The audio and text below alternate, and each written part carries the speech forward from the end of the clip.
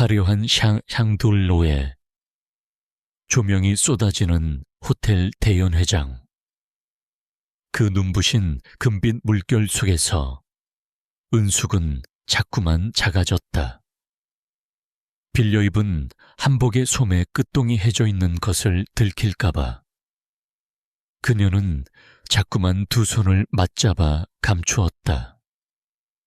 오늘은 하나뿐인 딸 서연의 결혼식이다. 남편 없이 홀로 시장통에서 생선을 팔며 키운 딸이 번듯한 집안의 사위를 만나 이토록 대단한 곳에서 식을 올리게 된 것이 꿈만 같았다. 하지만 은숙의 가슴 한구석은 여전히 시렸다. 엄마, 오늘 정말 예뻐. 그러니까 고개 좀 들어. 신부 대기실에서 서연이 속삭였지만 은숙은 억지 미소만 지을 뿐이었다. 이 화려한 공간은 은숙에게 맞지 않는 옷처럼 불편했다.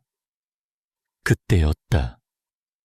연 회장 입구가 술렁이기 시작했다. 호텔 직원들이 일제히 허리를 숙이고 하객들의 시선이 한 곳으로 쏠렸다. 이 결혼식의 가장 귀한 손님, 서연에게 전액 장학금을 후원해준 강진그룹의 강진우 회장이 도착한 것이다.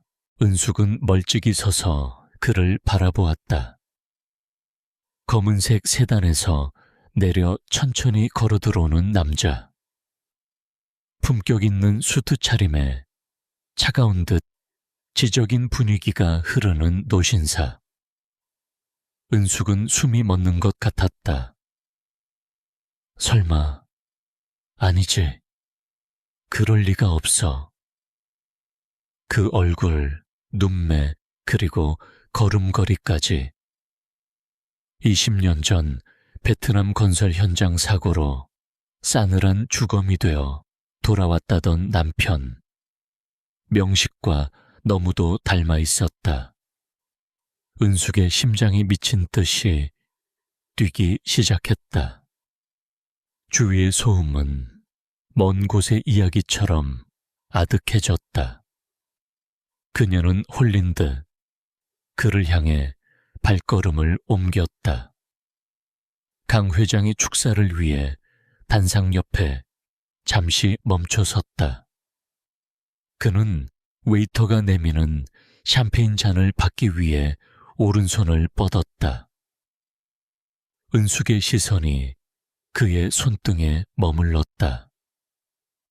눈부신 조명 아래 그의 오른손 엄지와 검지 사이 선명한 반달 모양의 흉터가 보였다. 20년 전 낫지를 서툴게 하던 남편이 다쳤을 때 은숙이 직접 된장을 바르고 정성껏 꿰매주었던 바로 그 자국이었다.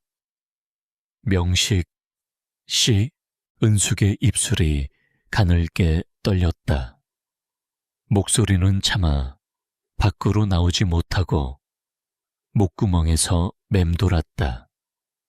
그녀는 자신도 모르게 그의 소매를 붙잡으려 손을 뻗었다. 그 순간 날카로운 향수 냄새와 함께 누군가 은숙의 앞을 가로막았다. 강 회장의 부인 한설이 여사였다. 실례지만 누구신데 이러시죠? 한 여사의 목소리는 부드러웠으나 얼음처럼 차가웠다. 그녀는 은숙의 해진 한복 소매와 투박한 손을 경멸 어린 시선으로 훑어내렸다. 아, 그게 아니라 이분이 은숙이 당황해 말을 더듬는 사이 강 회장이 고개를 돌려 은숙을 바라보았다. 은숙의 눈에 눈물이 고였다. 20년을 하루같이 그리워한 눈매였다. 하지만 그의 눈동자에는 아무런 감정도 없었다. 마치 길가에 놓인 이름 없는 돌덩이를 보듯 그는 무심하고 냉담한 시선으로 은숙을 스쳐 지나갔다. 여보, 아는 사람이에요. 한 여사의 질문에 강 회장은 낮고 굵직한 목소리로 짧게 답했다. 아니, 전혀 모르는 사람이야. 가요. 그의 말 한마디에 은숙의 세상이 무너져 내렸다. 전혀 모르는 사람. 20년을 지옥 같은 빈자리에서 버틴 아내에게 죽음보다 더 잔인한 한마디였다. 한 여사가 은숙을 살짝 밀치며 지나갔다. 중심을 잃은 은숙이 대리석 바닥 위로 힘없이 주저앉았다. 손가락에 끼워져 있던 낡고 빛바랜 금반지가 바닥을 구르며 강 회장의 구두 근처까지 굴러갔다. 강 회장은 잠시 멈춰 서서 발밑에 초라한 반지를 내려다보았다. 아주 찰나의 순간 그의 미간이 미세하게 떨리는 듯했다. 하지만 그는 이내 시선을 돌려 다시 앞을 향해 걸어갔다. 은숙은 바닥에 엎드린 채 멀어지는 그의 뒷모습을 바라보며 소리 없는 오열을 터뜨렸다. 화려한 결혼식의 음악 소리가 그녀의 비명 같은 울음소리를 집어삼키고 있었다. 그녀의 가슴 속에서 20년 전의 겨울이 다시 시작되고 있었다. 딸의 결혼식이 어떻게 끝났는지 기억조차 나지 않았다. 은숙은 비에 젖은 소미불처럼 무거운 몸을 이끌고 낡은 단칸방으로 돌아왔다. 화려한 예식장과는 대조적인 낡은 장판 위로 눅눅한 냄새가 올라왔다. 은숙은 조심스럽게 손바닥을 폈다. 식장 바닥에서 주워 올린 찌그러지고 빛바랜 금반지 하나. 20년 전 명식과 시장 골목 금은방에서 가장 싼 것으로 맞췄던 커플링이었다. 명식 씨, 당신 맞잖아. 그 흉터 내가 모를 리 없는데. 은숙은 벽에 걸린 낡은 사진첩을 꺼냈다. 빛바랜 사진 속 명식은 건설 현장 작업복을 입고 환하게 웃고 있었다. 20년 전 돈을 벌어오겠다며 베트남으로 떠났던 남편, 그리고 몇 달 뒤 들려온 비보. 붕괴 사고로 시신조차 온전치 못하다는 날벼락 같은 소식이었다.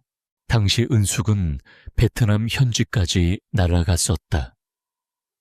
하지만 회사는 사고 현장이 너무 참혹하다며 이미 형체를 알아볼 수 없게 훼손된 시신을 확인시켜 주었다. 은숙은 그저 남편의 작업복과 유품 몇 가지만을 끌어안고 통곡하며 돌아왔다. 그런데 오늘 본 그 남자는 죽은 남편의 얼굴을 하고 살아있었다. 대한민국 서열 안에 드는 대기업의 회장이 되어 다른 여자의 남편으로. 같은 시각 강진우 회장의 서재. 그는 책상 앞에 앉아 미간을 짚고 있었다. 머리가 깨질 듯 아파왔다. 결혼식장에서 마주친 그 여자의 눈빛. 짐승이 울부짖는 듯한 그 간절하고도 원망 섞인 시선이 머릿속에서 떠나지 않았다. 그는 무의식적으로 오른손등에 반달 흉터를 쓸어내렸다. 여보, 아직 안 자요. 방문이 열리고 한설익 아이가 따뜻한 차잔을 들고 들어왔다.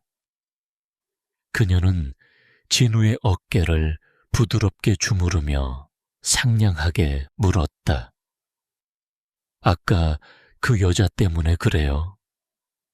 이상한 사람들이 가끔 있잖아요. 우리 위치가 위치니만큼 돈을 노리고 접근하는 불쌍한 사람들이 많으니까 너무 신경 쓰지 마요. 설희 씨, 내가 이 흉터 어떻게 생겼다고 했지? 진우의 질문에 설희의 손길이 아주 잠시 멈췄다.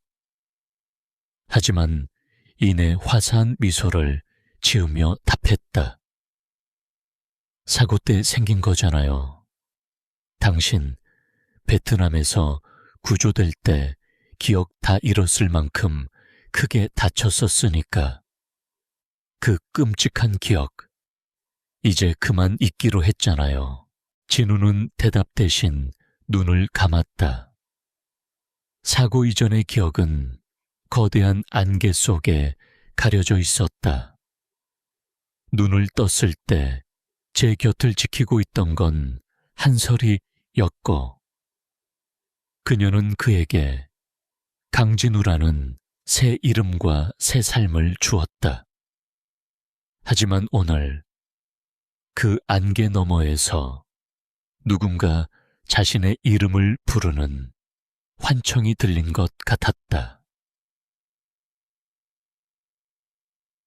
다음 날, 은숙은 20년 전 남편이 다녔던 건설사의 행적을 추적하기 시작했다.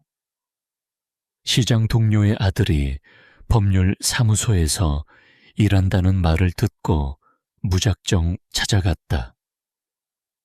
저 20년 전 베트남 건설 사고 기록을 좀 볼 수 있을까요? 명성건설이라고. 며칠을 수소문한 끝에 은숙은 충격적인 사실을 알게 되었다. 당시 사고를 처리하고 유족 보상금을 지급했던 업체가 명성건설의 하청업체였는데 그 업체의 실소유주가 바로 한설희 여사의 친정 가문이었다는 것이다. 더욱 이상한 것은 당시 사망자 명단에 있던 이명식의 사망 확인 서류가 다른 서류들에 비해 지나치게 부실하다는 점이었다. 은숙은 떨리는 손으로 서류를 움켜쥐었다. 누군가 명식 씨를 죽은 사람으로 만든 거야. 그 여자가 내 남편을 뺏어간 거야. 비가 쏟아지기 시작했다. 은숙은 우산도 없이 강진우 회장의 저택 앞으로 향했다. 거대한 철문 너머로 불이 켜진 저택은 평화로워 보였다. 잠시 후 육중한 철문이 열리고 검은색 세단이 미끄러지듯 빠져나왔다. 뒷좌석에 앉은 강진우의 옆 얼굴이 차창 너머로 보였다. 은숙은 차를 향해 달려나갔다. 명식 씨, 명식 씨.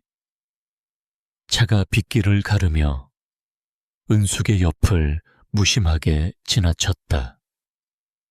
차바퀴가 튀긴 진흙탕 물이 은숙의 낡은 외투를 적셨다. 은숙은 빗물인지 눈물인지 모를 액체로 범벅이 된 얼굴을 닦아내지도 못한 채 멀어지는 차의 뒷모습을 바라보며 자리에 주저앉았다. 그때 은숙의 휴대전화가 울렸다. 발신 번호 제한 표시였다. 여보세요? 이명식이라는 이름 아직도 기억하고 있나 보네. 차갑고 우아한 한솔이의 목소리였다. 당신이 무슨 짓을 한 거야? 내 남편한테 무슨 짓을 했냐고. 조용히 살았어야지. 그 아이, 서연이었나? 서연이의 앞날을 생각한다면 당신은 오늘 죽은 듯이 있었어야 했어. 은숙의 심장이 덜컥 내려앉았다. 한설의 목소리는 칼날처럼 날카롭게 은숙의 가슴을 파고들었다. 내일 아침 당신 집으로 사람 보낼게. 떠나 멀리. 전화는 끊어졌다. 쏟아지는 빗속에서 은숙은 거칠게 숨을 몰아쉬었다. 슬픔은 어느덧 서늘한 분노로 변하고 있었다. 은숙은 바닥에 떨어진 반지를 주워 손에 꽉 쥐었다. 날카로운 반지, 가장자리가 손바닥을 파고들어 피가 배어 나왔지만 통증조차 느껴지지 않았다. 아니, 난 못 가. 내 남편, 내 딸의 아버지, 반드시 다시 찾아올 거야. 은숙의 눈빛이 빗속에서 형형하게 빛났다. 그것은 순종적인 아내도 가난한 생선 장수도 아닌 빼앗긴 삶을 되찾으려는 한 여자의 서늘한 각성이었다. 한설이의 협박은 잔인했다. 하지만 그녀는 몰랐다. 20년 동안 거친 시장 바닥에서 서연을 지켜온 은숙의 모성애가 얼마나 지독하고 단단한지. 은숙은 한설이가 보낸 돈 봉투를 보란 듯이 찢어 쓰레기통에 쳐넣었다. 도망치라고? 아니, 네가 세운 그 가짜 성벽 안으로 내가 직접 들어가 줄게. 은숙은 평소 생선을 납품하며 안면을 텄던 고급 출장 뷔페 업체의 주방장을 찾아갔다. 그녀의 손맛은 시장에서도 이미 정평이 나 있었다. 며칠 뒤 강진우 회장의 자택에서 열리는 VVIP 자선 파티의 주방 보조, 일자리를 구하는 것은 그리 어렵지 않았다. 강 회장의 저택은 숨이 막힐 정도로 거대하고 차가웠다. 은숙은 주방 보조의 상징인 하얀 캡과 마스크를 깊게 눌렀었다. 파티가 시작되자 저택은 화려한 웃음소리로 가득 찼다. 하지만 은숙의 신경은 오직 한 사람, 연 회장 한복판에서 사람들에게 둘러싸인 강진우에게 향해 있었다. 창밖으로 굵은 빗줄기가 다시 쏟아지기 시작했다. 그때였다.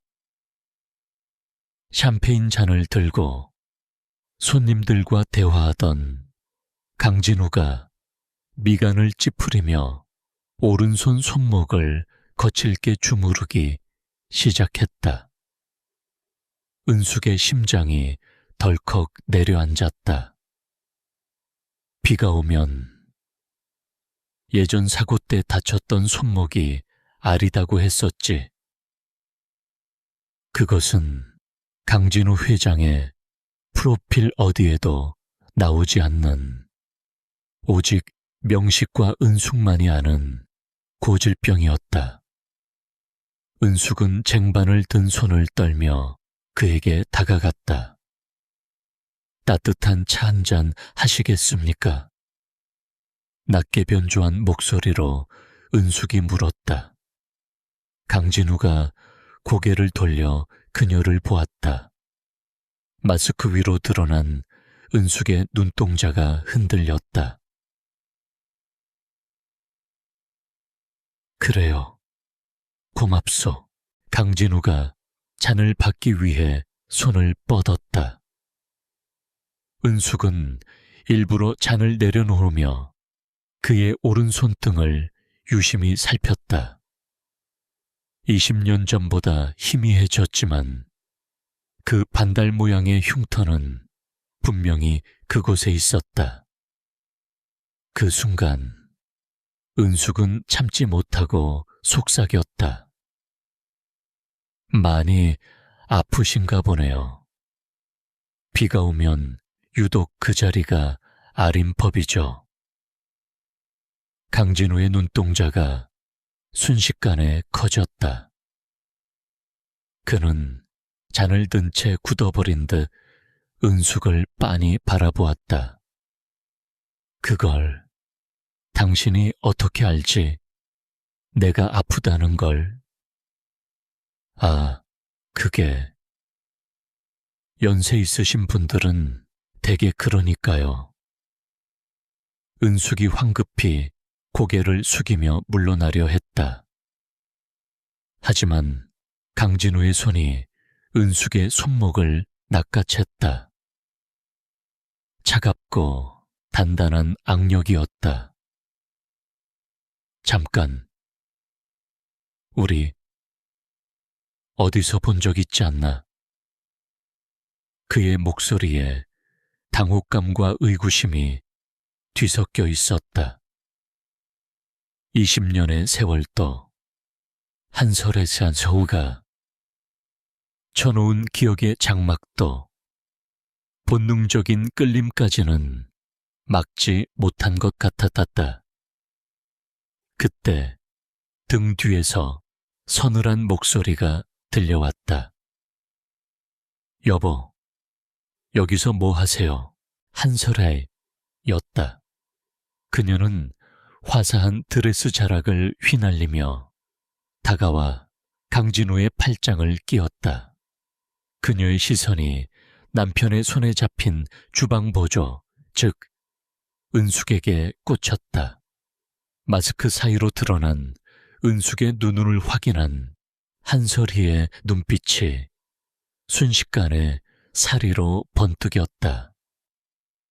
하지만 그녀는 내색하지 않고 우아하게 미소 지었다.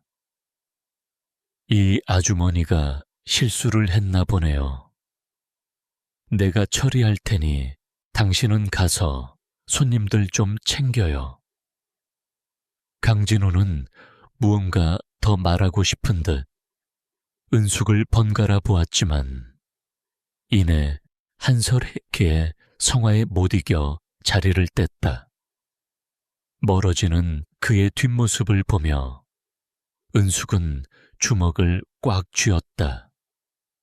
한설아 해가 은숙의 곁으로 바짝 다가와 낮게 읊조렸다. 간이 부었구나.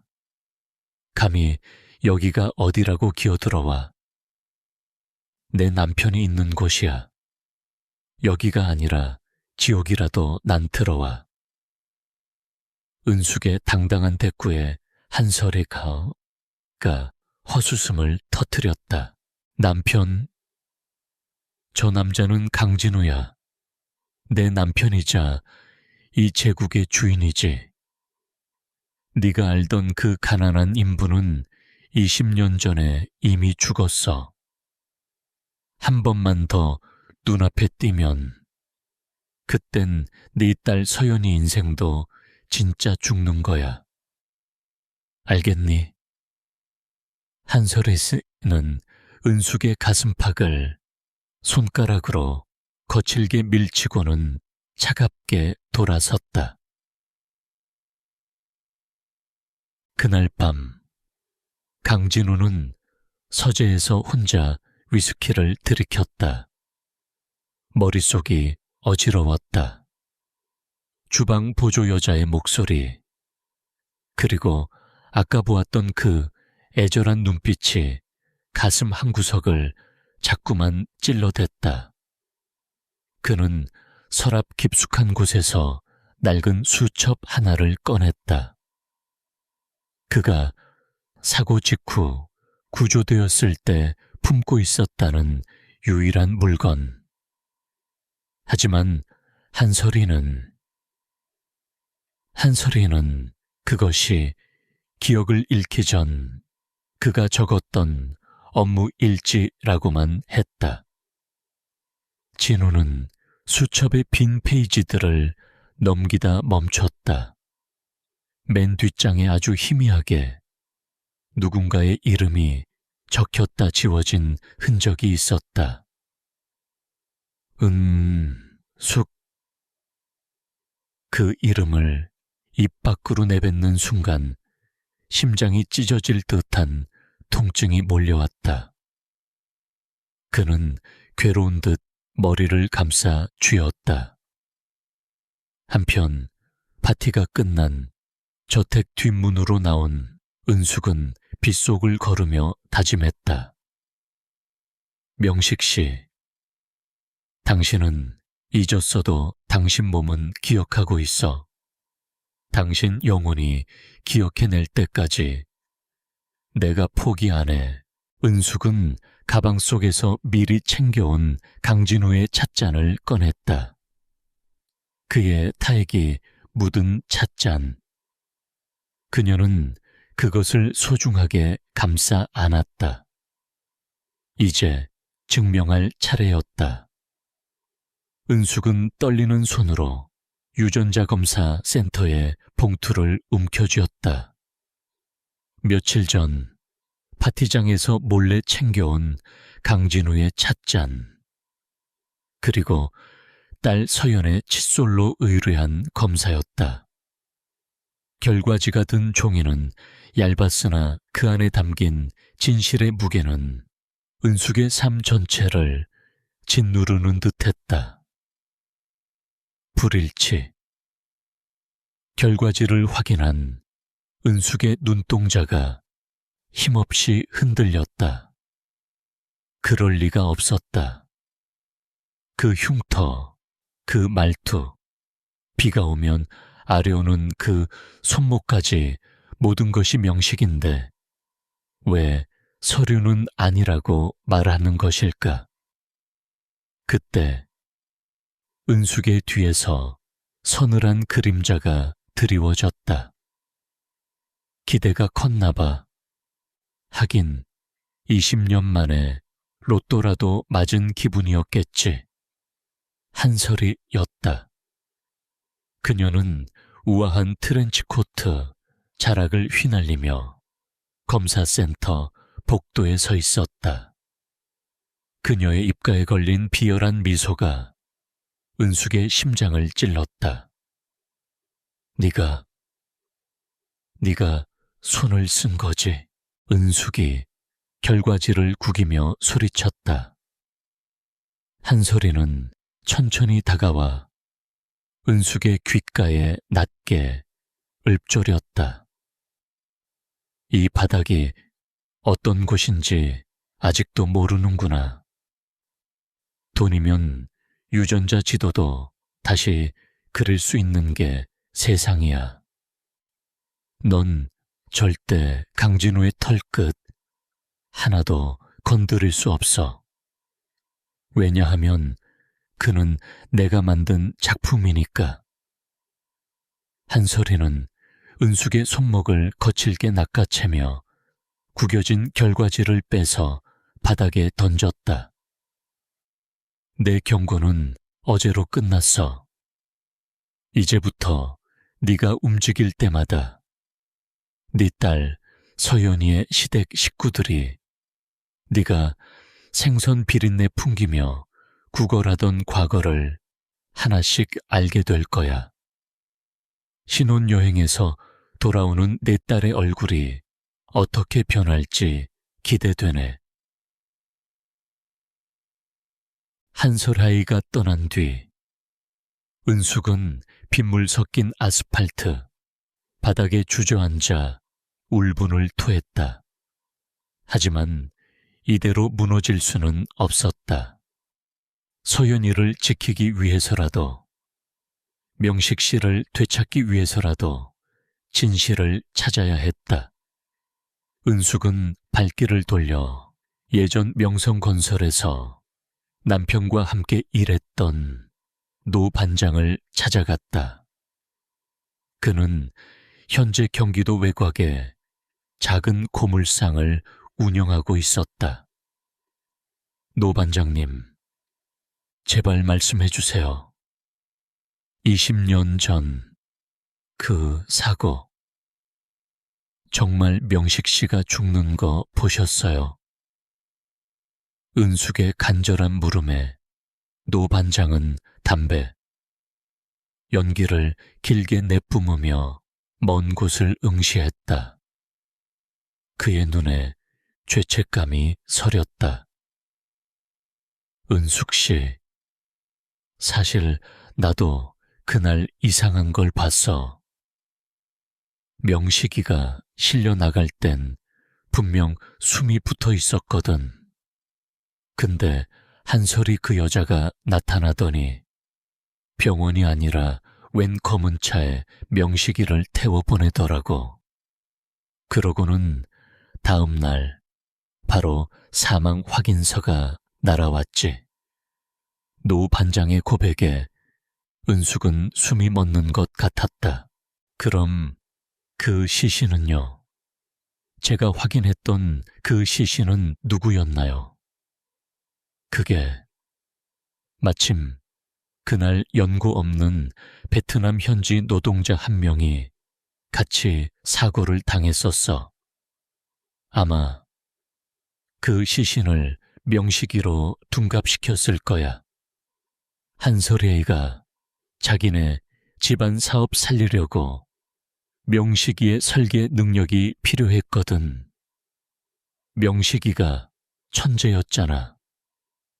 모든 퍼즐이 맞춰지고 있었다.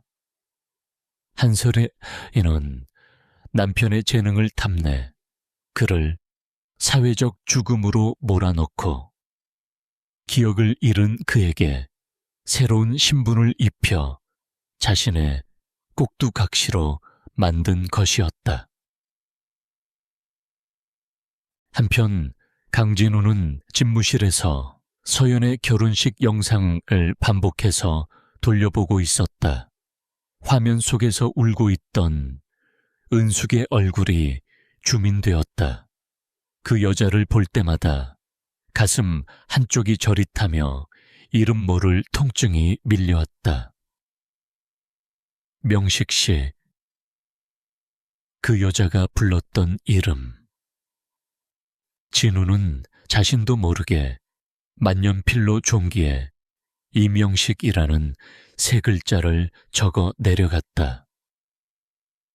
필체가 낯설지 않았다.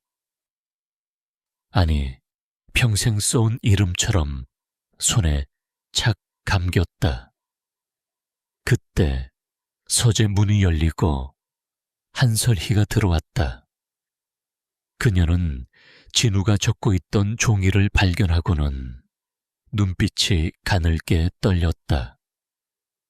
여보, 아직도 그 여자 생각해요. 내가 말했잖아요. 그 여잔 사기꾼이라고. 설희씨, 나 베트남 사고 때 정말 나 혼자였나? 내 가족들은 정말 다 죽은 게 확실해. 진우의 날카로운 질문에 한설아 뒤는 짐짓 슬픈 표정을 지으며 그의 손을 잡았다.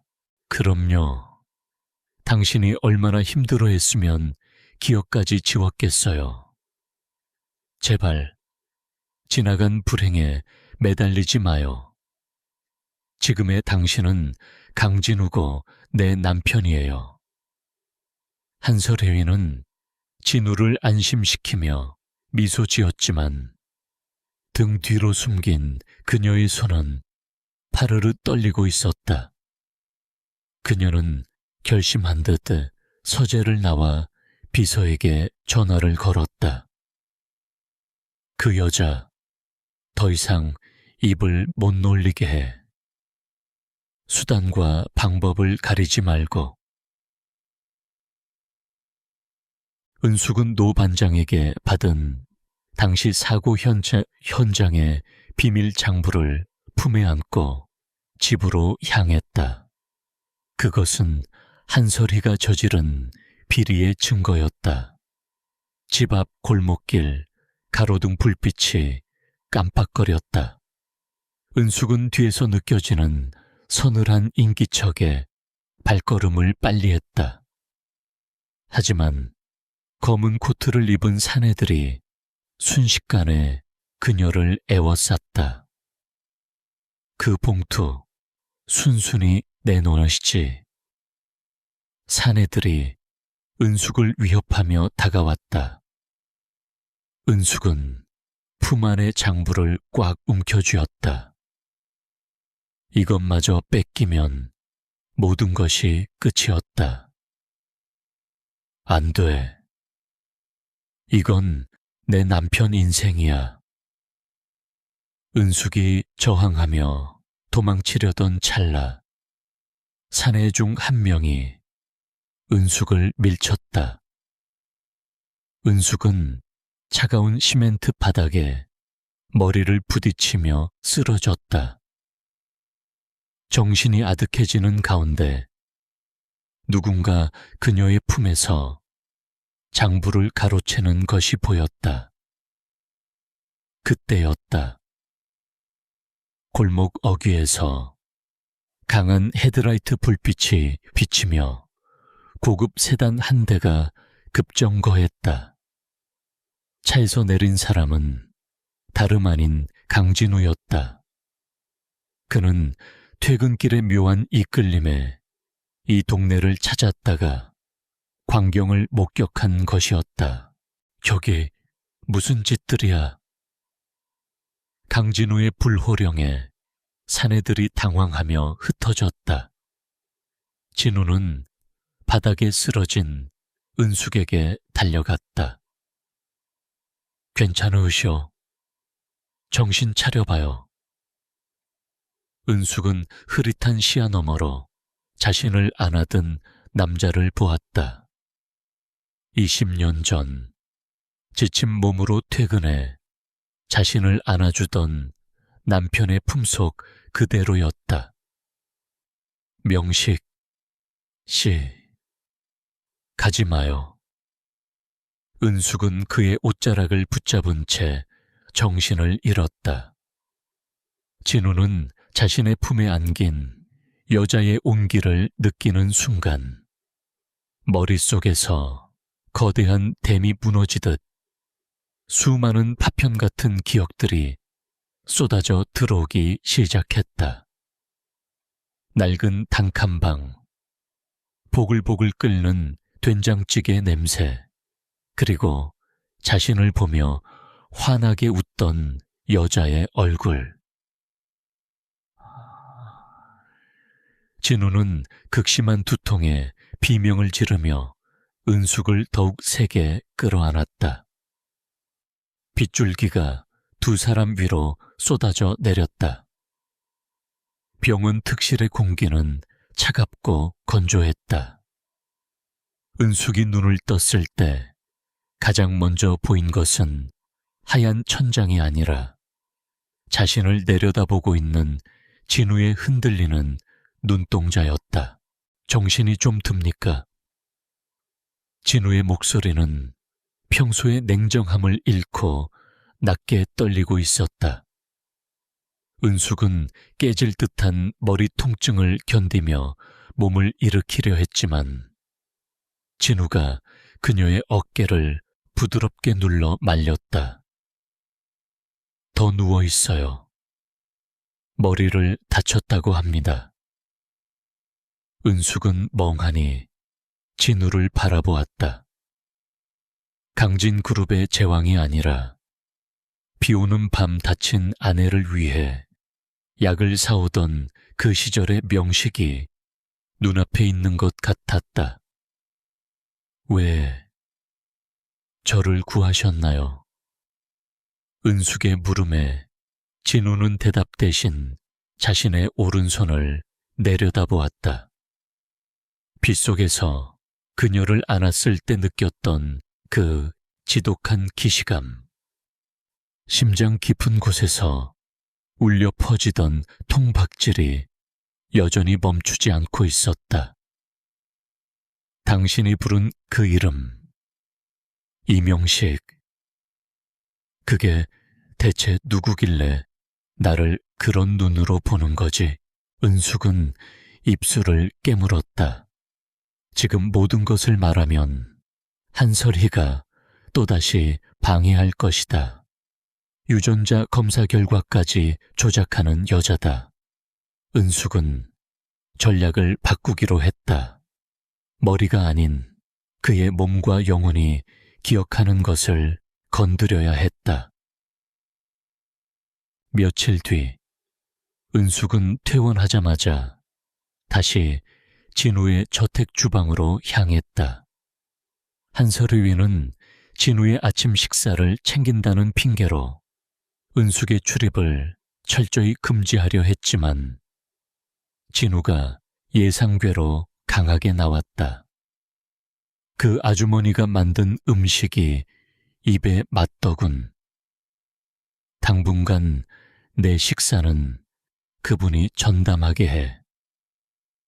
진우의 명령에 한설아 이는 입술을 파르르 떨었지만 의심을 살까봐 일단 물러섰다. 대신 그녀는 주방에 감시 카메라를 설치하고 은숙의 일거수일투족을 감시했다. 은숙은 정성스럽게 미역을 불렸다. 그리고 시장에서 공수하수 해온 질 좋은 바지락과 함께 남편이 유독 좋아하던 비법 재료를 꺼냈다. 바로 다진 생강 한 꼬집과 직접 구운 천일염이었다.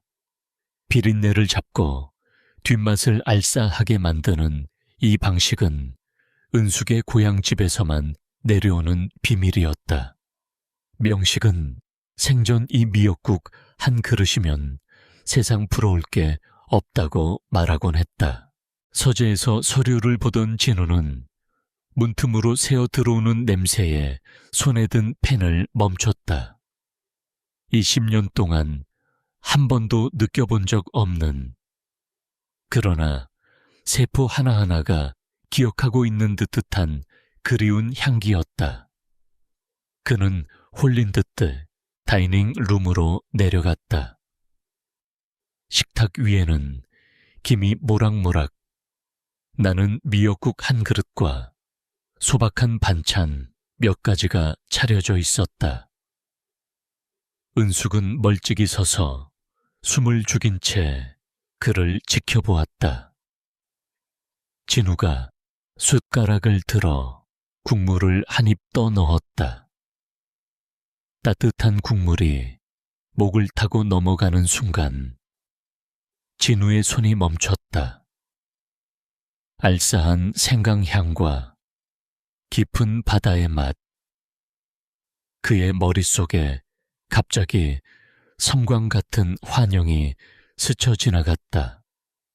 좁은 부엌, 희뿌연 수증기 속에서 국자를 들고 환하게 웃던 젊은 여자.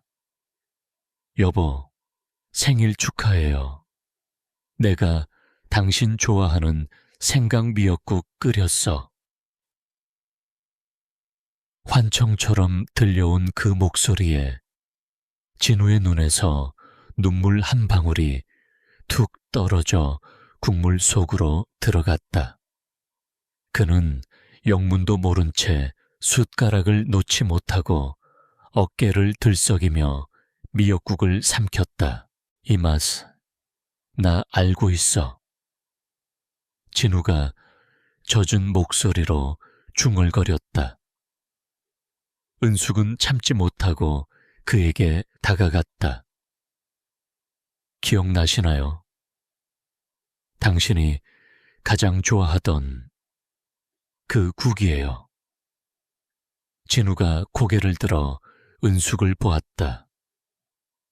그의 눈동자는 혼란과 고통, 그리고 찰나의 그리움이 소용돌이치고 있었다. 그는 은숙의 거친 손을 덥석 잡았다. 당신, 대체 누구야? 나한테 무슨 짓을 한 거야? 명식 씨, 제발. 은숙의 애절한 외침이 거실에 울려 퍼질 때 문이 거칠게 열렸다. 한설아가 차가운 얼굴로 서 있었다. 지금 여기서 뭐 하시는 거죠? 한설의 등장에 진우는 황급히 손을 놓았지만 눈가의 눈물 자국까지는 숨기지 못했다. 한설아, 이는 식탁 위의 미역국을 경멸스럽게 바라보았다. 이런 천박한 음식으로 내 남편을 현혹하다니. 당장 나가. 한설애가 은숙을 밀치려 하자 진우가 차가운 목소리로 가로막았다. 그만해, 설이씨. 내가 부른 거야. 진우는 체여으로 한설알, 설이씨라고 차갑게 불렀다. 항상 다정하던 남편의 변화에 한설이 하하 얼굴이 공포로 일그러졌다. 진우는 은숙을 빤히 바라보며 한자 한자 내뱉었다.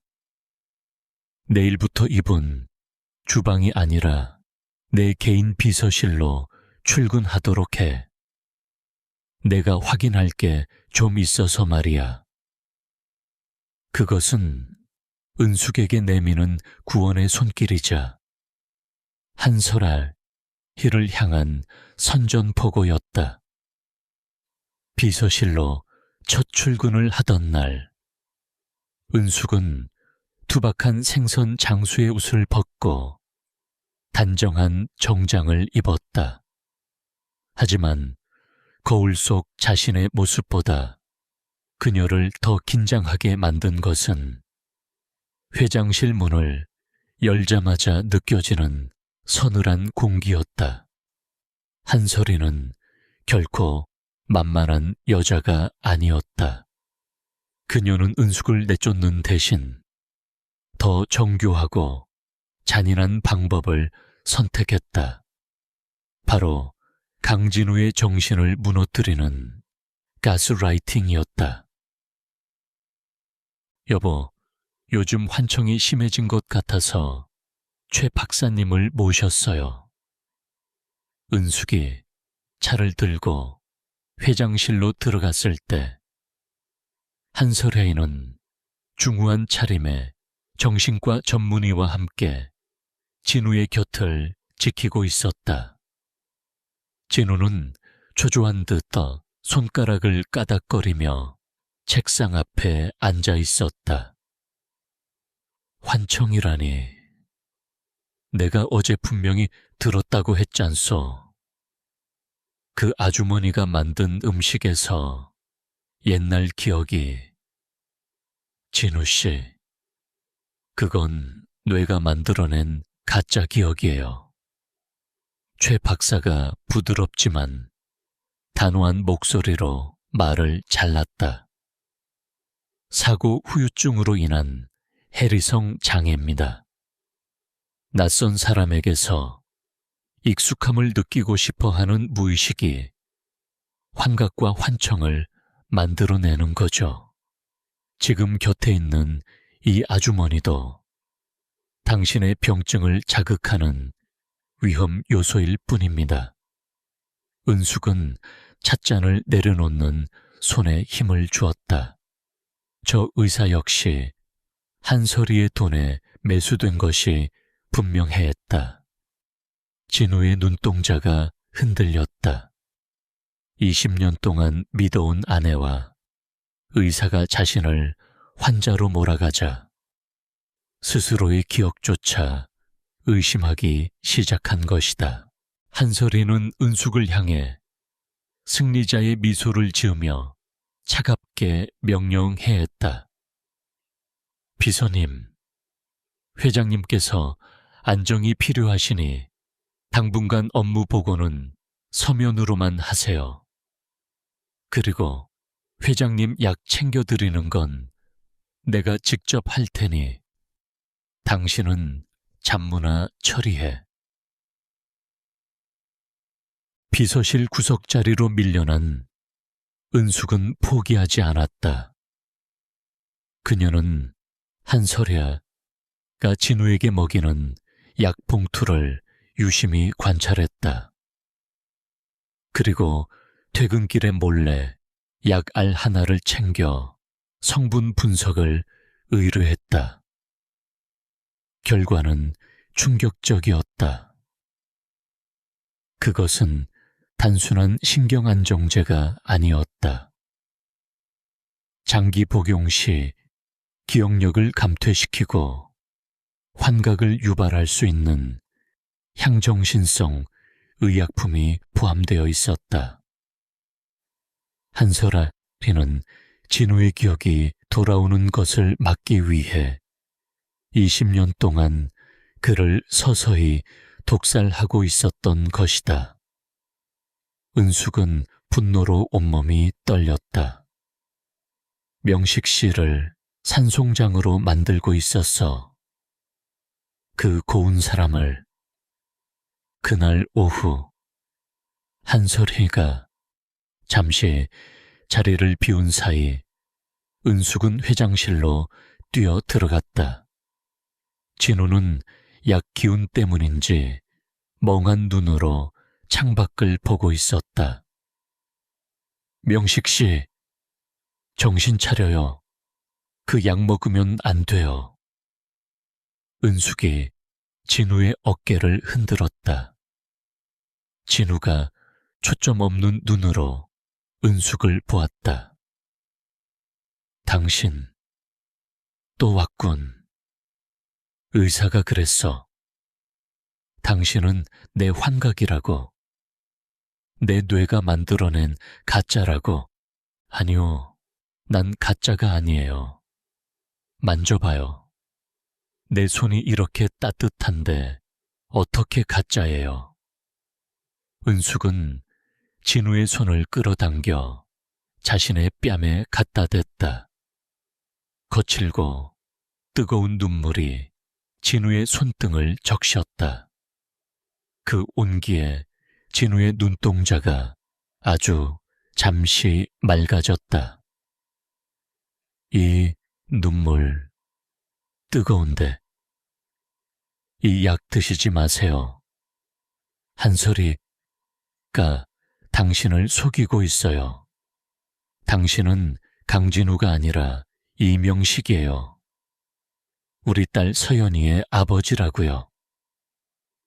은숙이 품 안에서 딸 서연의 어린 시절 사진을 꺼내 보여주려던 찰나 회장실 문이 거칠게 열렸다. 뭐 하는 짓이야? 한설희의 비명 같은 고함이 터져나왔다. 그녀는 번개처럼 달려와 은숙의 손에 든 사진을 낚아채 찢어버렸다. 경비 불러 당장 이 여자 끌어내. 은숙은 보안 요원들에게 팔이 붙잡힌 채 끌려나갔다. 한설이는 바닥에 떨어진 사진 조각들을 구두로 짓밟으며 진우에게 매달렸다. 여보, 봤죠? 저 여자가 당신을 해치려 하잖아요. 어서 이 약 먹고 안정을 취해요. 한설이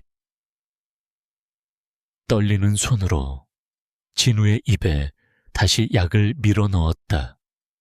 끌려나가는 은숙의 시선과 약을 삼키는 진우의 시선이 허공에서 애처롭게 부딪혔다.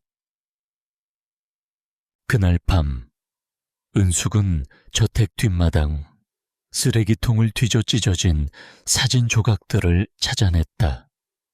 빗물에 젖어 엉망이 된 서연의 얼굴을 닦으며 은숙은 피눈물을 흘렸다. 하지만 수확은 있었다. 끌려 나오기 직전 진우의 눈빛이 분명히 흔들리는 것을 보았다. 그리고 다음 날 은숙의 책상 위에 낯선 쪽지 하나가 놓여 있었다. 오늘 밤 11시 서재 뒷문으로 오시오. 진우, 약 기운을 이겨내고 진우가 직접 보낸 짧은 초대장이었다. 밤 11시 저택의 정원은 죽은 듯 고요했다. 은숙은 경비원들의 눈을 피해 서재 뒷문의 어두운 그림자 속으로 몸을 숨겼다. 심장 소리가 귓가를 때릴 정도로 크게 들렸다. 문이 아주 미세하게 열려 있었다. 서재 안은 스탠드 조명 하나만이 낮게 켜져 있었다. 그 불빛 아래 진우가 책상에 머리를 기댄 채 앉아 있었다. 그가 고개를 들었다. 낮의 멍한 눈빛과는 달랐다. 고통스러워 보였지만 눈동자만큼은 별인 칼날처럼 서늘하게 빛나고 있었다. 왔군. 진우의 목소리가 갈라져 있었다. 은숙은 그에게 다가가려다 멈칫했다. 회장님, 괜찮으신 거예요? 약은? 진우가 천천히 손바닥을 폈다. 그 안에는 낮에 한설이가 입에 넣어주었던 하얀 알약 2개가 지식여진 가루가 되어 있었다. 삼키지 않았어. 혀 밑에 숨겼다가 뱉어냈지. 의사가 다녀간 뒤로 머리가 쪼개질 것 같지만 대신 정신은 그 어느 때보다 맑군. 진우는 책상 서랍에서 낡은 종이 한 장을 꺼냈다. 낮에 한설에 이가 찢어버렸던 서연의 사진 조각들을 그가 몰래 다시 붙여놓은 것이었다. 이 아이, 내가 아는 아이 같아. 꿈속에서 이 아이를 등에 업고 밤길을 달렸던 기억이 나. 열이 펄펄 끓는 아이를 업고 어느 벽변 앞을 미친 듯이 서성였던 그 차가운 공기가 은숙의 눈에서 눈물이 왈칵 쏟아졌다. 맞아요. 서연이가 3살 때 폐렴에 걸렸던 날이었어요. 당신, 월급도 받기 전이라 돈 한 푼 없어서 신발도 못 신고 병원까지 뛰었잖아요. 그날 당신 발바닥이 다 깨져서 피가 낭자했는데도 서연이 살려야 한다고. 의사 선생님, 바짓가랑이 붙잡고 울었잖아요. 진우의 손이 가늘게 떨렸다. 파편화된 기억들이 서서히 맞춰지고 있었다. 그는 은숙을 빤히 바라보았다. 한설이가 나에게 준 강진우라는 이름, 그건 가짜였어. 내 여권, 내 학력, 내 부모님의 묘소까지 전부 그녀가 돈으로 산 거였지. 하지만 이 몸의 기억은 돈으로 살 수 없었나 보군. 그때 서재 밖 복도에서 규칙적인 구두 소리가 들려왔다. 한설이였다. 은숙과 진우의 시선이 동시에 문 쪽을 향했다. 숨어, 빨리. 진우가 낮게 속삭였다. 은숙은 급히 커튼 뒤 대형 책장 사이 공간으로 몸을 구겨 넣었다. 심장이 입 밖으로 튀어나올 것 같았다. 문이 열리고 한설영 들어왔다. 그녀는 진우의 곁으로 다가가 그의 어깨를 다정하게 감싸 안았다. 여보, 안 자고 뭐 해요? 약 기운 때문에 졸릴 텐데. 머리가 좀 아파서 바람 좀 쐬고 있었어. 진우는 아무렇지도 않게 대답하며 책상 위에 사진 조각들을 서류 파일 밑으로 슬쩍 밀어 넣었다. 한설이는 예리한 눈으로 서재 안을 훑었다. 그녀의 코끝이 미세하게 실룩거렸다. 어디서 비린내가 나네요. 비릿하고 천박한 생선 냄새 같은 게. 은숙은 숨을 멈췄다. 자신의 옷에 밴 20년 삶의 냄새가 이 화려한 서재의 공기를 어지럽히고 있었다. 한설의 자리가 천천히 커튼 쪽으로 다가왔다. 은숙은 눈을 질끈 감았다. 그때 진우가 갑자기 헛구역질하며 책상을 짚었다. 속이 안 좋아. 설이씨, 물 좀 가져다 줘. 한설이의 발걸음이 멈췄다. 그녀는 의심스러운 눈초리를 거두지 않은 채 진우를 살피다. 이내 돌아서서 주방으로 향했다. 잠깐만 기다려요. 금방 가져올게요. 문이 닫히는 소리가 들리자마자 은숙이 커튼 뒤에서 튀어나왔다.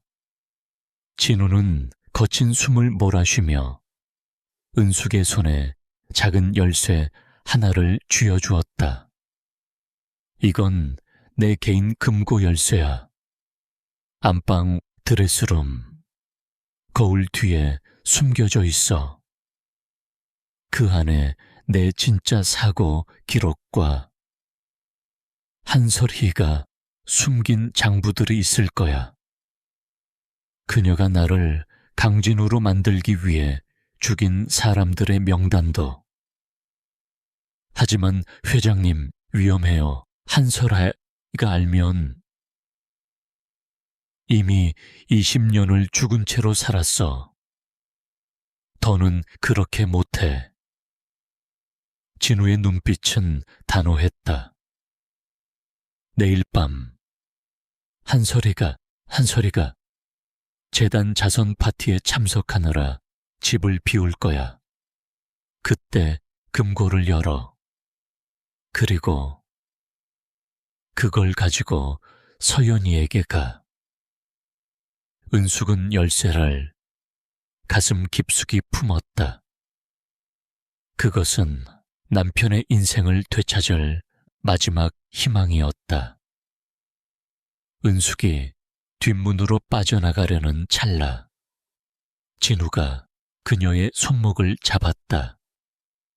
20년 만에 처음으로 그가 그녀의 이름을 불렀다. 은숙아. 익숙한 부름에 은숙의 발걸음이 멈췄다. 미안하다. 너무 오래 걸려서. 은숙은 대답 대신 고개를 끄덕이며 빗속으로 뛰어나갔다. 등 뒤로 한설이가 물잔을 들고 서재로 돌아오는 소리가 들렸다. 한설이가 주최하는 해명재단 자선 파티가 열리는 밤, 저택의 화려한 주인들이 자리를 비우자 집안은 비정상적일 만큼 고요했다. 거대한 성체 같은 저택 곳곳에 배치된 CCTV 카메라들이 붉은 눈을 깜빡이며 침입자를 경고하고 있었다. 은숙은 심장이 입 밖으로 튀어나올 것 같은 공포를 억누르며 어둠 속을 걸었다. 그녀의 손에는 진우가 건네준 작은 열쇠가 땀으로 축축하게 젖어 있었다. 오늘이야. 오늘 못하면 명식 씨는 평생 저 차가운 약병 속에 갇혀 살아야 해. 은숙은 관리인의 눈을 피해 안채로 향하는 비밀 통로를 이용했다. 주방 보조 일을 하며 익혀둔 동선이었다. 마침내 도착한 회장, 내외의 침실. 문을 여는 순간 한설희가 사용하는 진한 백합 향수가 코끝을 찔렀다. 은숙은 본능적으로 소름이 돋았다. 진우가 알려준 대로 드레스룸 가장 안쪽 화려한 전시회 거울 앞으로 다가갔다. 은숙은 떨리는 손으로 거울의 오른쪽 모서리를 살짝 밀었다. 그러자 틱 소리와 함께 거울이 벽면에서 분리되며 좁은 틈이 나타났다. 그 안에는 차가운 금속 빛을 내뿜는 소형 금고가 숨겨져 있었다. 손가락이 떨려 열쇠 구멍을 찾는 데만 몇 초가 걸렸다. 마침내 열쇠가 돌아가고 육중한 금고 문이 열렸다. 그 안에는 서류 뭉치와 몇 개의 낡은 물건들이 들어 있었다. 은숙은 가장 먼저 눈에 띄는 갈색 봉투를 꺼냈다. 봉투 겉면에는 1998년 베트남 현장 사고 보고서 대외비라고 적혀 있었다. 서류를 넘기던 은숙의 눈이 경악으로 커졌다. 거기에는 남편 이명식의 이름 옆에 생존, 신분 세탁 후 강진으로 재등록이라는 붉은 인장이 찍혀 있었다. 그리고 그 옆에는 사고 당시 사망한 베트남 현지인의 신상 정보와 함께 그를 이명식으로 위장시키기 위해 한설이가 병원 측에 지불한 거액의 뇌물, 장부가 첨부되어 있었다. 어떻게 이럴 수가 있어? 은숙은 무너져 내리는 가슴을 부여잡았다. 한설애는 단순히 기억 잃은 남자를 거둔 것이 아니었다. 그녀는 남편의 인생을 통째로 도둑질했고 그 대가로 이름 없는 외국인 노동자를 차가운 땅에 묻었다. 그때 금고 구석에서 익숙한 물건 하나가 보였다. 날고해진 아기 신발 한 켤레.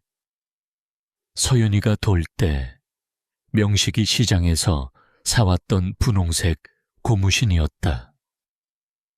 명식은 사고가 나던 날 행운의 부적이라며 그 신발 한 짝을 품에 넣고 떠났었다. 한설에는 진우의 기억을 지우면서도 그가 끝내 버리지 못한 이 마지막 기억의 조각을 금고 속에 가두어 두었던 것이다. 은숙은 그 신발을 가슴에 품고 오열했다. 그때였다. 1층 현관문이 열리는 소리와 함께 다급한 구두 소리가 들려왔다. 여사님, 갑자기 왜 돌아오신 거예요? 파티는요? 집사의 당황한 목소리가 들렸다. 은숙의 심장이 얼어붙었다.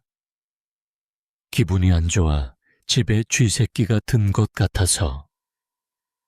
한설이의 차가운 목소리가 계단을 타고 올라오고 있었다.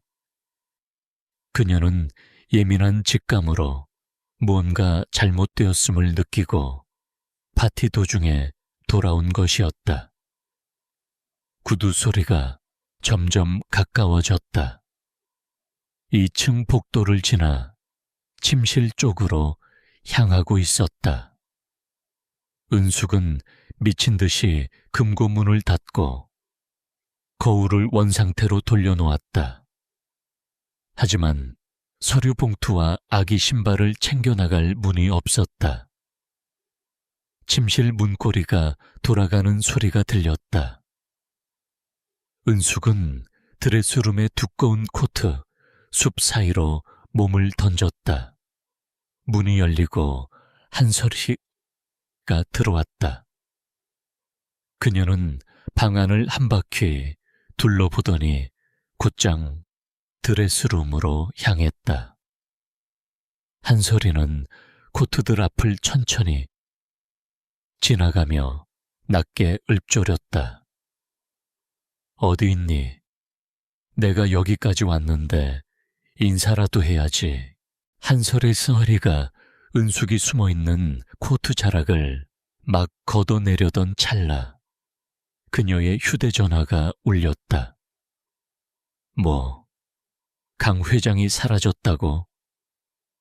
비서의 다급한 목소리가 정적을 깨뜨렸다. 한설이의 저기에 얼굴이 순식간에 일그러졌다.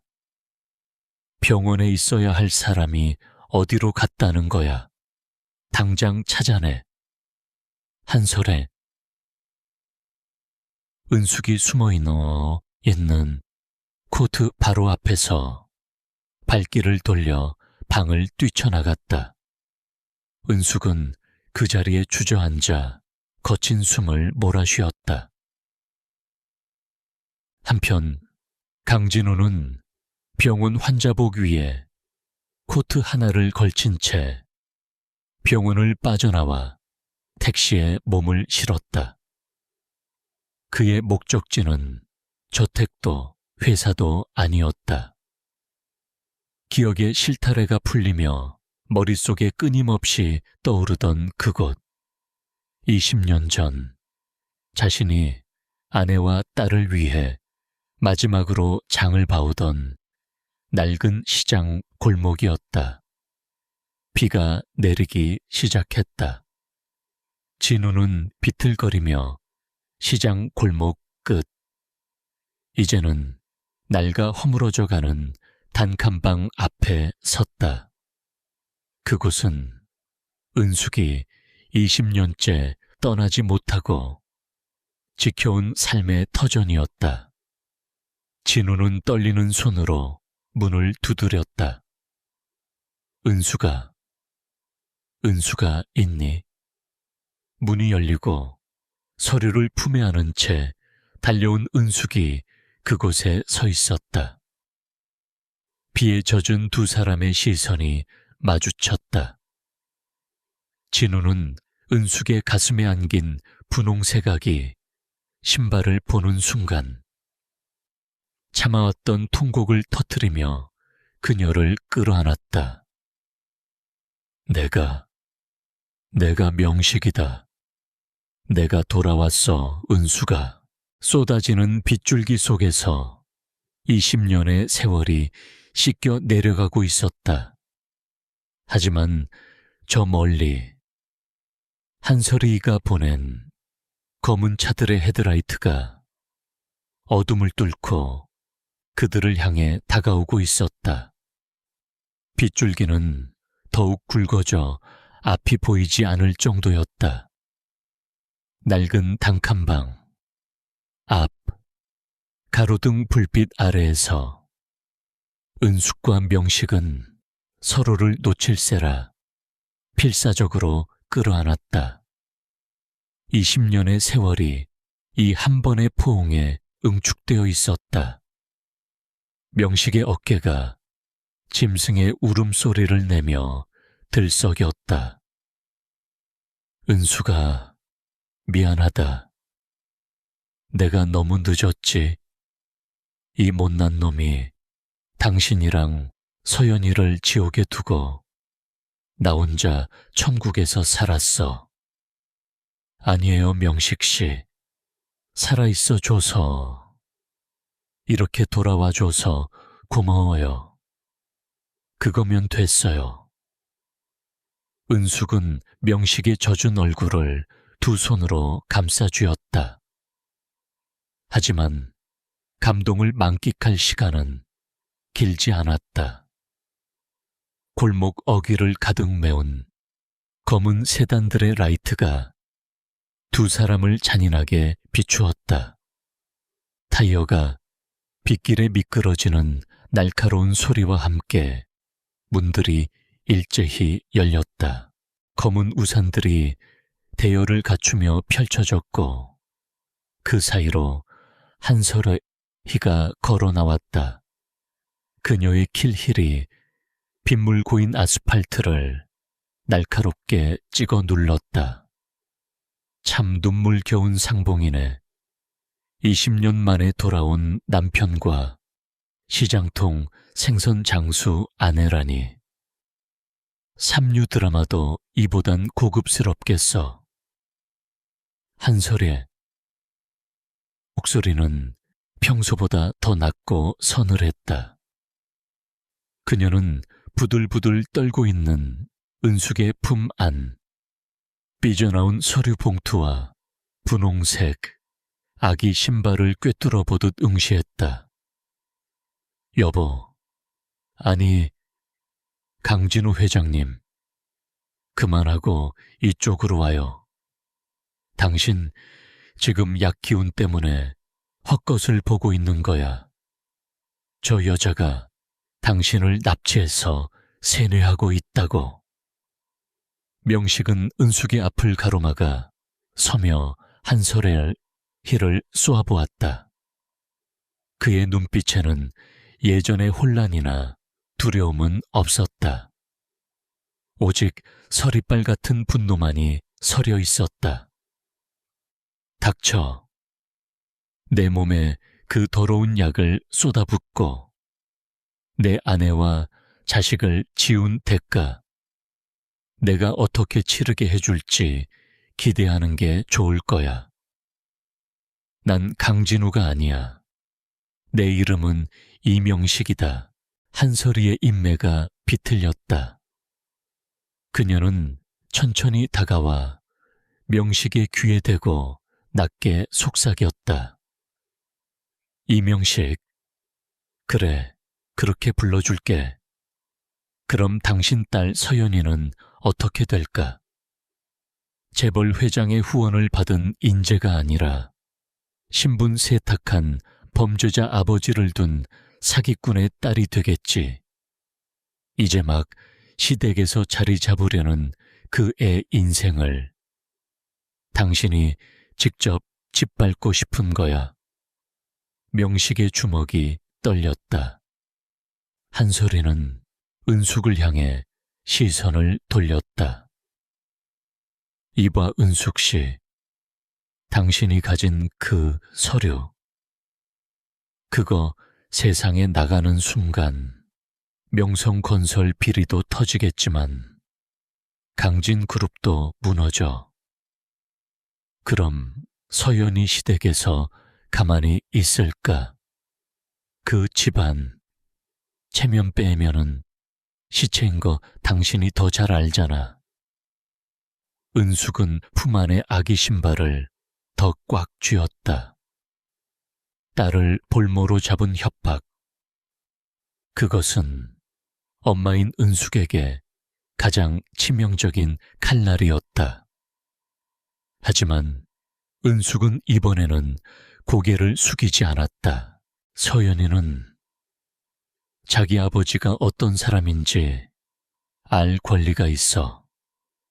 비겁하게 숨어 사는 부모보다 진실을 밝히고 당당하게 서는 부모를 더 자랑스러워할 거야. 한솔이, 넌 사람의 마음을 돈과 체면으로만 계산하지. 그래서 네가 명식 씨를 20년이나 가두고도 끝내 가지지 못한 거야. 은숙은 명식의 손을 잡고 한 발짝 앞으로 나아갔다. 이 서류, 내일 아침 가장 큰 언론사와 검찰에 전달될 거야.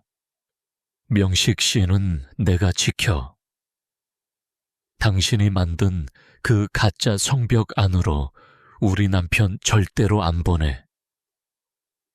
한소리가 하고 얼굴에서 우아한 가면이 완전히 벗겨졌다.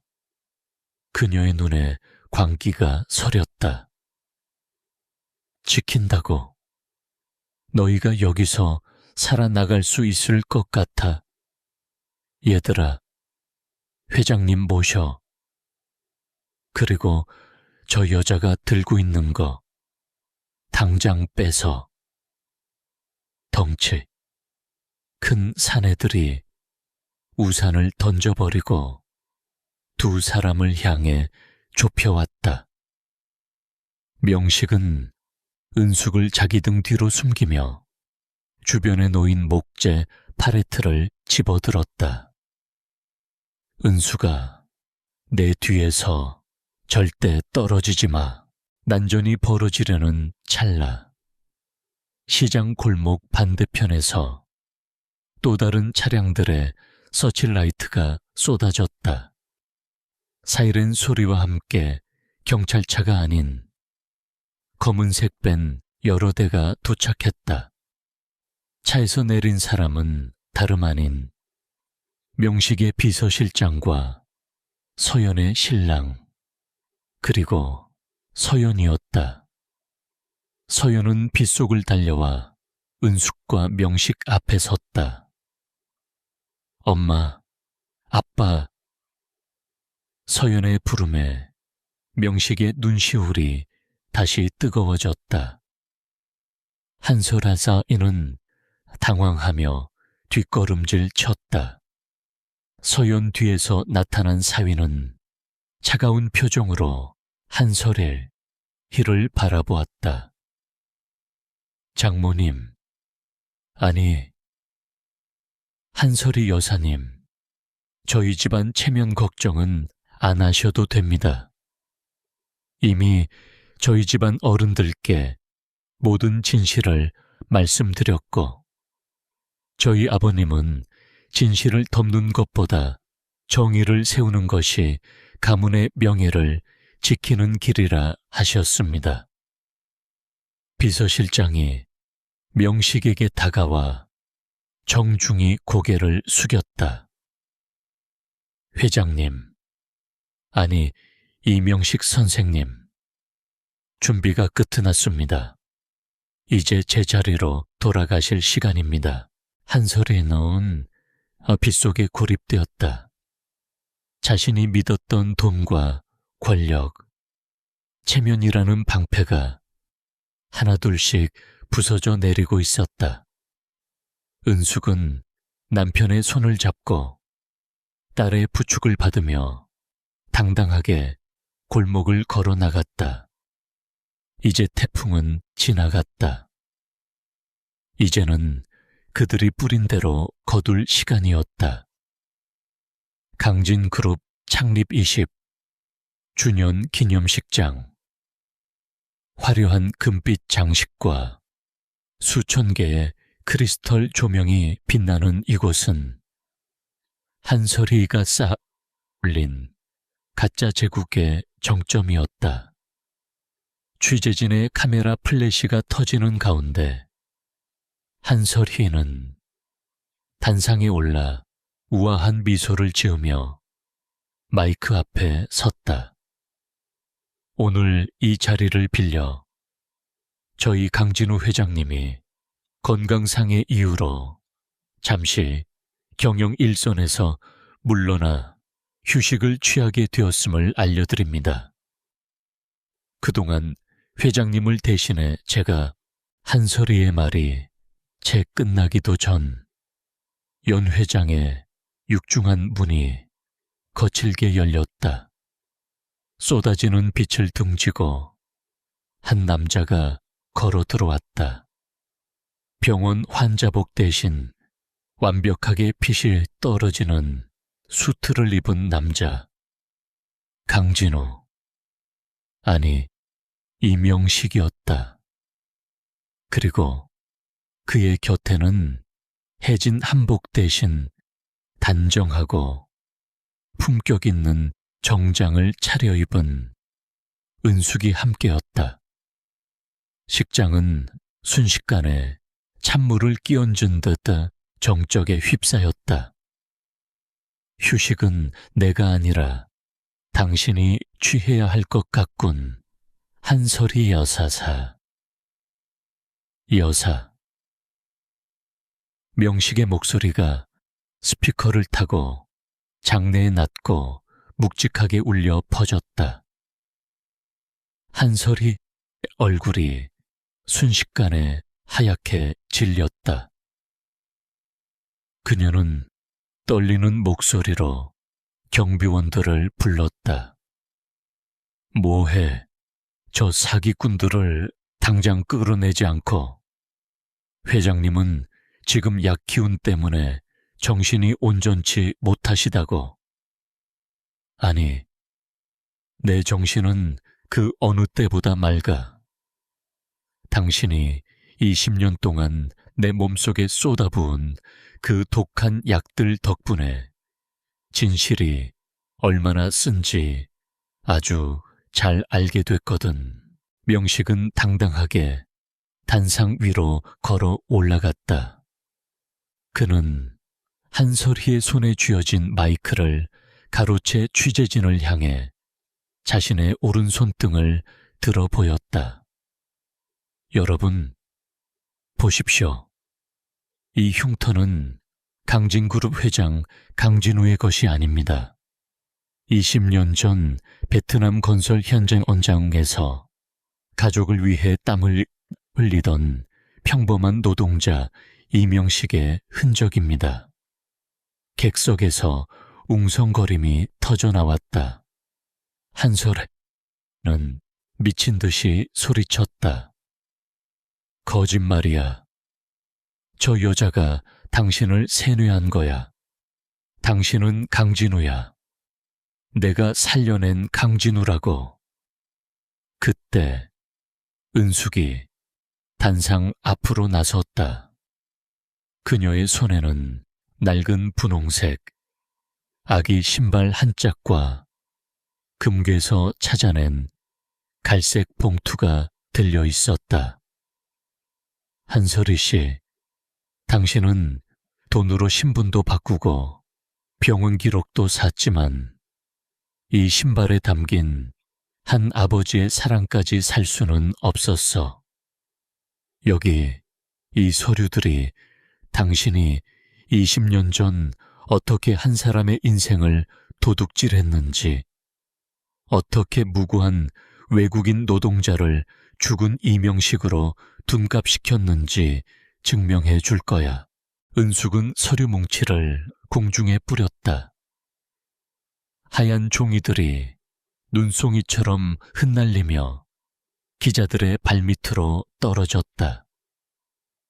그 안에는 한설이가 숨겨온 신분 세탁 기록과 뇌물 장부가 낱낱이 기록되어 있었다. 한설이는 무너지듯 단상을 붙잡았다. 그녀의 눈에 광기가 서렸다. 아니야. 내가 이 회사를 어떻게 키웠는데 당신 같은 무능한 인부를 내가 왕으로 만들어줬잖아. 당신은 나한테 고마워해야 해. 왕. 명식은 차갑게 웃었다. 당신이 만든 건 왕이 아니라 기억을 잃은 꼭두각시였지. 하지만 기억은 머리가 아니라 가슴이 하는 거더군. 내 아내가 끓여준 미역국 냄새에 내 심장이 먼저 반응했고, 내 딸의 결혼식에서 내 눈물이 먼저 터져 나왔어. 당신이 아무리 화려한 가면을 씌워도 나는 은숙이의 남편 명식일 뿐이야. 그때 행사장 대형 스크린의 화면이 바뀌었다. 사위인 김 변호사가 미리 준비한 한설희의 비자금 횡령 및 살인교사 공모 정황에 당해 담긴 녹취록이 흘러나오기 시작했다. 한설희 포시와 비서가 은밀하게 은숙을 제거하라는 지시를 받는 목소리였다. 장내는 아수라장이 되었다. 연 회장 입구로 경찰들이 들이닥쳤다. 한설희는 뒷걸음질 치다 바닥에 주저앉았다. 화려한 드레스 자락이 볼품없이 구겨졌다. 경찰이 그녀의 손목에 차가운 수갑을 채웠다. 한설희는 끌려나가면서도 은숙을 향해 저주를 퍼부었다. 네가 이긴 것 같지? 평생 비린내나 풍기며 살던 네가 감히 내 자리를 뺏어. 은숙은 끌려나가는 한설희를 똑바로 응시하며 낮게, 하지만 단호하게 말했다. 난 네 자리를 뺏은 적 없어. 난 그저 내 남편을 데려가는 것뿐이야. 20년 전 네가 탐냈던 그 재능보다 100배, 1000배 귀한 내 남편의 진심을 말이야. 한설희가 사라진 연 회장. 명식은 은숙의 손을 꽉 잡았다. 수많은 카메라 플래시 속에서도 두 사람의 시선은 서로만을 향해 있었다. 은숙아, 이제 가자. 우리 집으로. 명식의 말에 은숙은 눈물을 닦으며 환하게 미소 지었다. 네, 명식씨. 서연이가 기다려요. 우리 집으로 가요. 두 사람은 화려한 제국을 뒤로하고 평범하지만 단단한 그들의 삶을 향해 한 발짝을 내디뎠다. 한설희의 제국이 무너진 자리에는 차가운 법의 심판만이 남았다. 그녀는 횡령, 살인교사 공모, 그리고 신분 조작의 혐의로 구속 기소되었으나 끝까지 반성하지 않았다. 법정에서도 그녀는 내가 그 사람을 살려낸 것이라며 궤변을 늘어놓았다. 하지만 은숙에게 더 중요한 것은 법적인 승리가 아니었다.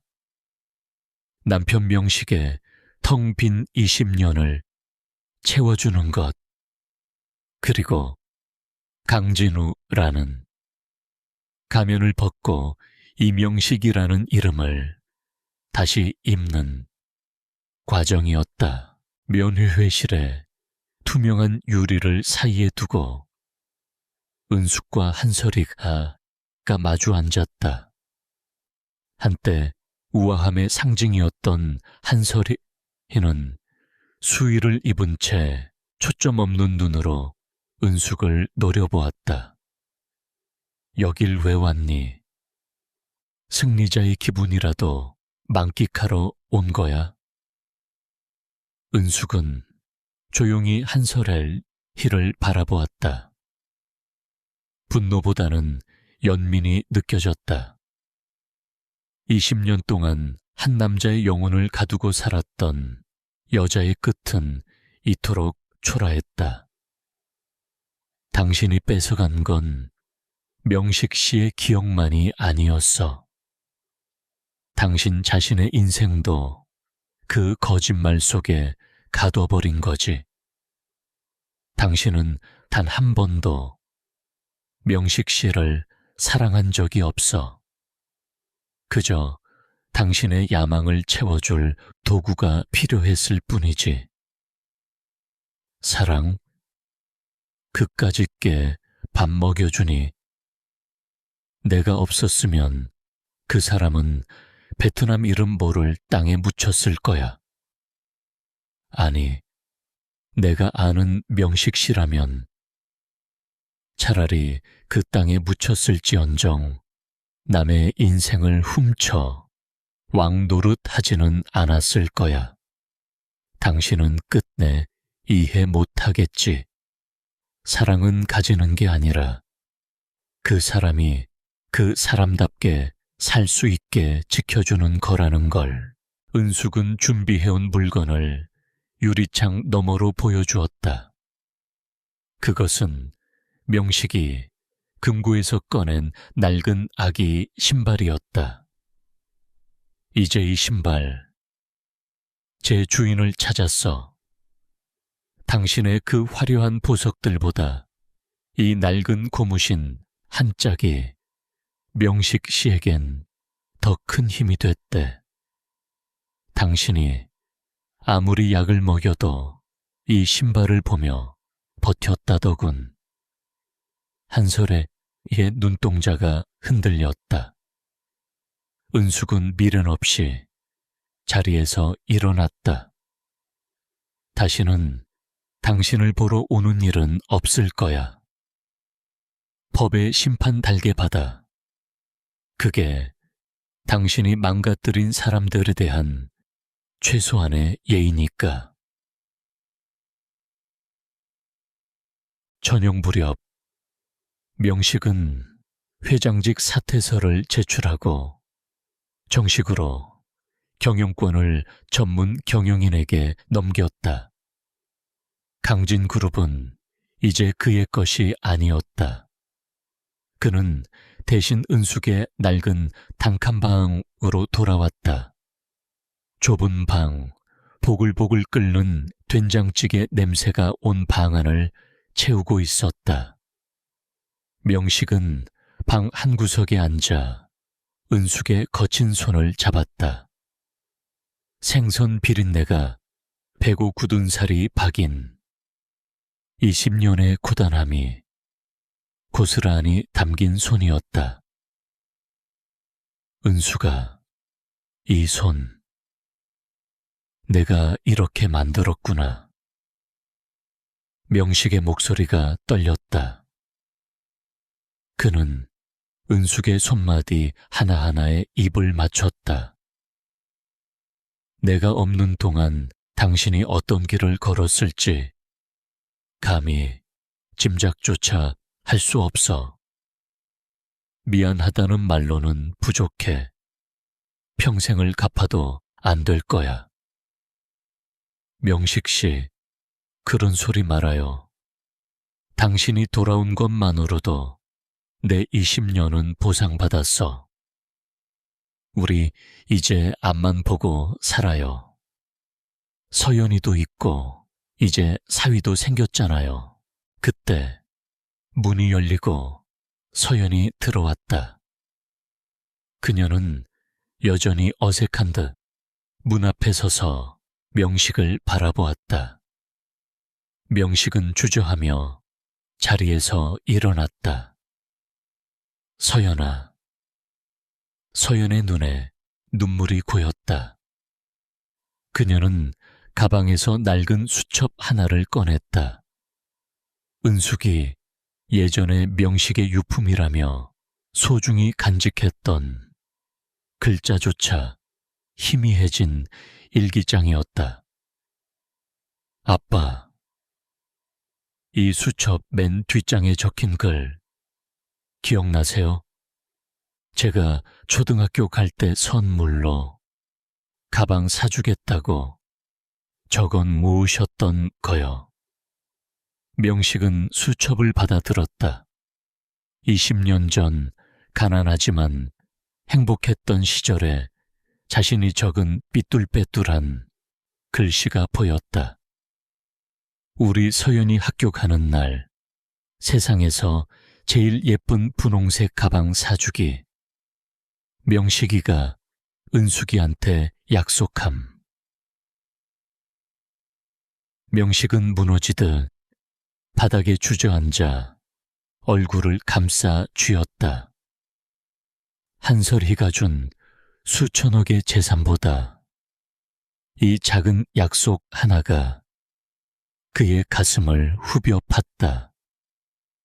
미안하다. 우리 딸, 가방도 못 사주고. 아빠가 너무 늦었지. 서연은 명식의 곁으로 다가와 그를 꼭 끌어안았다. 아니에요, 아빠. 지금이라도 불러볼 수 있어서 다행이에요, 아빠. 아빠. 좁은 단칸방 안에 세 사람의 울음소리와 웃음소리가 뒤섞였다. 비로소 이 집의 진짜 주인들이 돌아온 밤이었다. 모든 폭풍이 지나간 자리에 비로소 투명한 햇살이 내려앉았다. 명식은 강진우라는 화려한 껍데기를 완전히 벗어던졌다. 수천억의 재산과 경영권은 사회에 환원하거나 전문 경영인 체제로 전환했고, 그는 그저 은숙의 남편이자 서연의 아버지인 이명식으로 돌아왔다. 사람들은 그를 미쳤다고 했다. 그 부와 권력을 왜 포기하느냐고. 하지만 명식은 은숙과 함께 시장 골목 입구에 작은 국수집을 차리며 비로소 진짜 숨을 쉬는 법을 배웠다. 한 달 뒤 두 사람은 비행기에 몸을 실었다. 목적지는 20년 전 모든 비극이 시작되었던 곳 베트남이었다. 그곳에는 풀어야 할 마지막 매듭이 남아 있었다. 바로 명식의 이름으로 대신 묻혔던 연고 없는 어느 베트남 노동자의 무덤이었다. 현지 가이드의 도움을 받아 찾아간 외곽의 작은 묘지. 비석도 없이 수풀에 덮여있던 무덤 앞에 은숙과 명식은 나란히 섰다. 은숙은 한국에서 정성껏 준비해온 하얀 국화꽃과 따뜻한 밥 한 그릇을 무덤 앞에 놓았다. 미안합니다. 그리고 고맙습니다. 명식은 무덤 앞에 깊게 허리를 숙였다. 당신이 내 이름을 대신 짊어지고 이 차가운 땅 속에서 20년을 견뎌준 덕분에 내가 살아서 내 아내 곁으로 돌아갈 수 있었습니다. 이제야 당신의 진짜 이름을 찾아주러 왔습니다. 사위인 김 변호사의 도움으로 밝혀진 그의 진짜 이름은 음구옌. 명식은 미리 준비해온 새 비석을 세웠다. 비석에는 그의 이름과 함께 고귀한 희생에 감사하며 라는 문구가 새겨져 있었다. 은숙은 명식의 손을 잡았다. 20년 동안 남편의 무덤이라 믿고 눈물을 쏟았던 이곳이 이제는 누군가의 희생을 기리는 감사의 장소가 되었다. 지독했던 원망과 고통이 동남아시아의 따뜻한 바람에 씻겨 내려가는 기분이었다. 한국으로 돌아온 날 저녁, 부부의 작은 국수집에는 서연과 사위가 찾아와 모처럼 웃음꽃을 피웠다. 명식은 서툴지만 정성스럽게 밀가루 반죽을 밀었고 은숙은 멸치 육수를 우려냈다. 아빠, 이제 손 안 아파요? 서연이 걱정스레 묻자 명식은 오른손 등의 반달 흉터를 보며 환하게 웃었다. 아픈 건 다 나았다. 아니, 이제 비가 와도 하나도 안 아려. 신기하지? 그것은 의학적으로 설명할 수 없는 일이었다. 영혼의 상처가 아물자 몸의 통증도 거짓말처럼 사라진 것이었다. 영업이 끝난 늦은 밤, 두 사람은 국수집 앞 평상에 나란히 앉았다. 밤 공기는 차가웠지만 맞잡은 두 손의 온기는 뜨거웠다. 은숙은 명식의 어깨에 가만히 머리를 기대었다. 명식 씨, 꿈만 같아요.